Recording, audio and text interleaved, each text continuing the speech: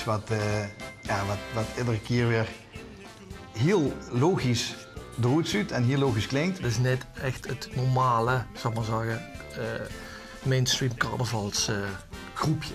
Dat er tegenstanders waren vanuit traditie, ja, dat kunnen we niet ontkennen. Ik vond het een verademing. Ja. Nog heel veel jaren hofkapel. Het is niet iets wat gemaakt is voor het podium of groter of anders gemaakt dan wie het normaal is. Ja. Dus door de dag is dezelfde omgangsvorm, dezelfde humor als wat op het podium is. Gekhuis, ja zeker. Net ook in alle optredens eigenlijk. Ja, de ene is de leukste ander en mooi mee te maken. Zonder dat ze een capsonebus kregen of zulks kregen, dat mag absoluut niet. Maar dat ze dat bereikt hebben met één liedje, ja, dat is zo'n rijkdom zonder een geen te doen. Je mag ook altijd een verhoog. Er zat in de kop en de staart aan. En het zijn niet gewoon loze kreten, je maakt wel een verhoor van dat ene woord.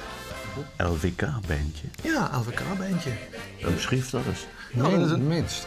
Dus dat ze zegt van ja, dat zijn liedjes die altijd Gidderingen en Limburg zingt, dat is niet zo. Ik vind het een topprestatie en voor mij is het gewoon ongelooflijk. Je zet dat gewoon uit zijn doen. Dan heb je iemand een idee en dan en dan schrijf je dat op. Ja. En dan wordt dat nog eens wel een beetje engageerd. Dat is zelf redelijk bescheiden. Ja. Ja. Soms een beetje meer voor de mensen die het grapje begrijpen of zo. Het is niet dat het voor iedereen is. Ja, en dat is ook niet erg. Je moet er ook zien.